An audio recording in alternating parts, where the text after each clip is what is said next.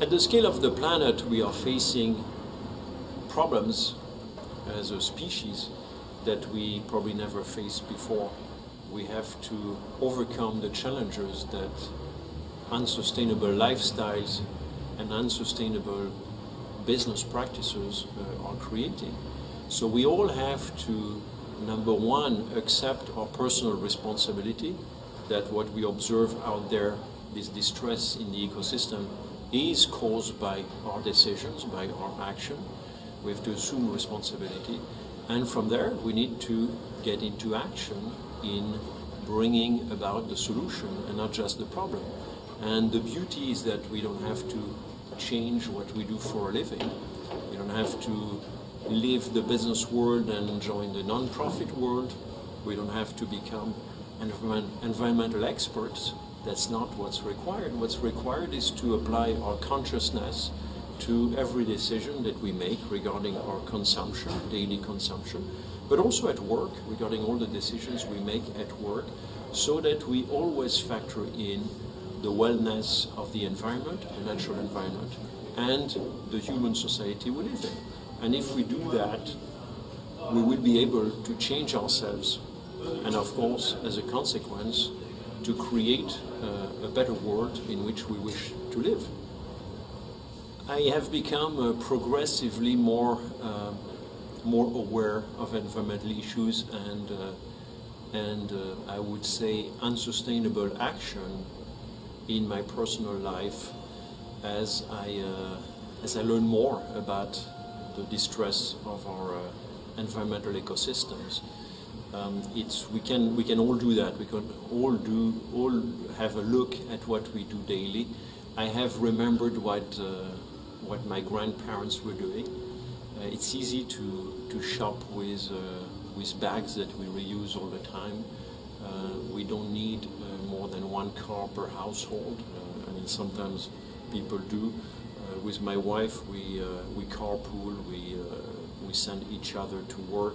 We can live with one car. We think it's a good thing to do. We use bicycles as much as we can for short distance. We also buy organic food because organic is indeed much better for our planet. We also buy locally produced products. We shop in a co-op. We also educate ourselves on good materials, bad materials, so that when we make purchase decisions, we choose the purchase that has either the lowest load on the planet, or even better, we choose the purchase that benefits positively the planet. That's always possible. We always ask ourselves, do we need this? Do we need this? If we need it, can we borrow it? Can we rent it?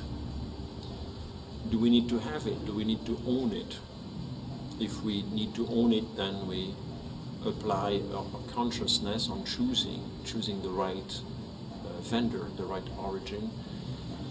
We take into account as much as we can the carbon footprint, the natural resource drag, and of course we think about the afterlife.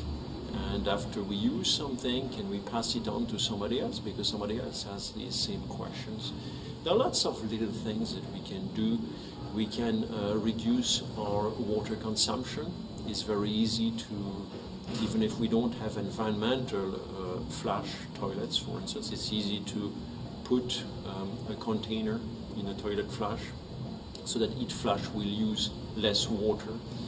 It is easy to it is very easy to reuse as many things as we can. It is easy.